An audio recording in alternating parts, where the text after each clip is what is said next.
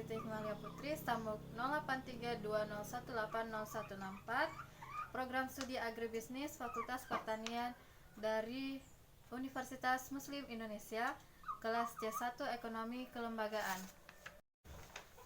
Saya akan menjelaskan mengenai sejarah pemikiran ekonomi di dunia. Ada 3. Yang pertama, sejarah pemikiran ekonomi kaum perintis sosialis. Dan yang kedua, sejarah pemikiran ekonomi kaum merkantilis, serta sejarah pemikiran ekonomi kaum fisiokrat. Yang pertama, sejarah pemikiran ekonomi kaum perintis sosialis.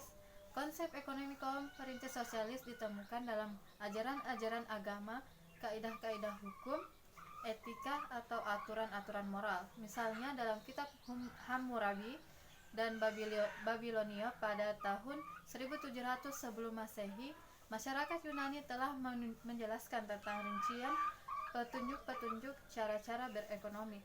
Pada konsep ini ada 3 tokoh, yaitu Plato, Aristoteles, Xenophon, dan Thomas Aquinas. Yang kedua, sejarah pemikiran ekonomi kaum merkantilis.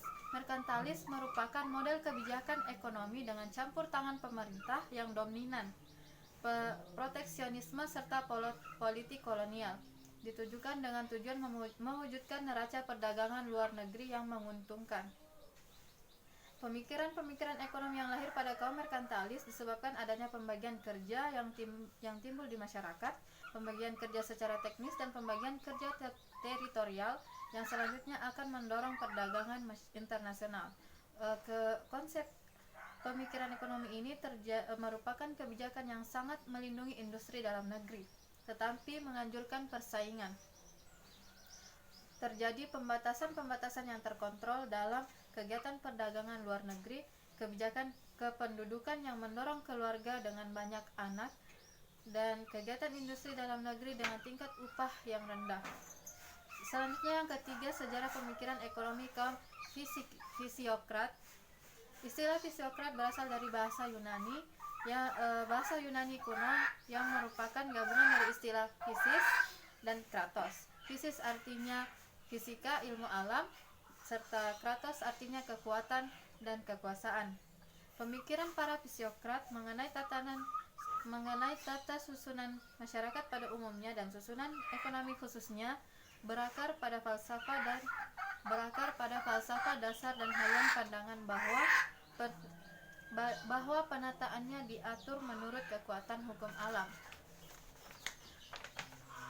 Dari 3 sejarah ekonomi tersebut, menurut saya 3-tiganya sama bagusnya, tetapi yang sesuai dengan pendapat saya yaitu sejarah pemikiran ekonomi kaum fisiokrat, karena pemikiran ini mengutamakan arti dan pentingnya sektor pertanian memiliki semboyan, yaitu setiap individu mengetahui kepentingannya sendiri dan setiap orang dapat memenuhi kepentingannya sendiri sebaik-baiknya, dan bahwa akhirnya kepentingan umum menjadi satu hingga kepentingan umum dapat dipenuhi sebaik-baiknya. Jadi menurut pemikiran ini setiap orang berhak untuk memenuhi kebutuhannya, dan dia mengutamakan sektor pertanian, beranggapan bahwa dari sektor pertanianlah yang lebih produktif daripada industri. Sejarah pemikiran ekonomi kaum fisiokrat mengutamakan